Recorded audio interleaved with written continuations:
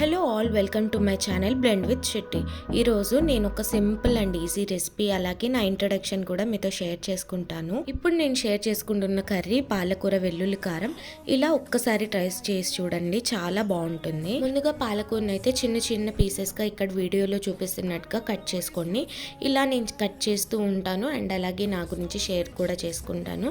So నేనైతే ఒక software ఇంజనీర్గా వర్క్ చేస్తున్నాను అండ్ 3 years ఎక్స్పీరియన్స్ అయితే ఉంది. అండ్ యూట్యూబ్ పెట్టడానికి కారణం ఏంటంటే కంటెంట్ క్రియేషన్ అంటే నాకు ఇష్టం. ఇంకా నా బిగ్గెస్ట్ ఇన్సెక్యూరిటీ అయితే ఫేస్ని చూపించడం. సో ఇప్పుడు ఉన్న సోషల్ మీడియాలో చాలా ట్రోలింగ్స్ ఇలా జరుగుతూ ఉన్నాయి కదా.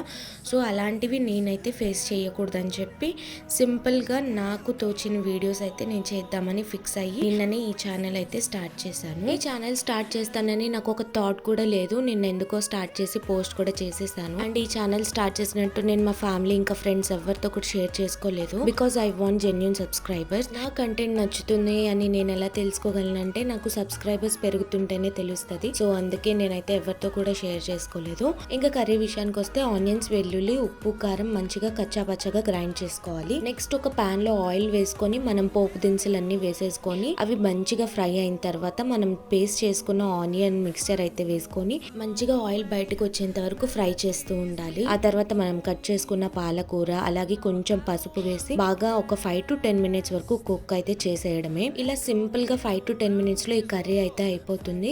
మీరు కూడా ఒకసారి ట్రై చేసి ఎలా వచ్చిందో కమెంట్ సెక్షన్ లో అయితే షేర్ చేసుకోండి.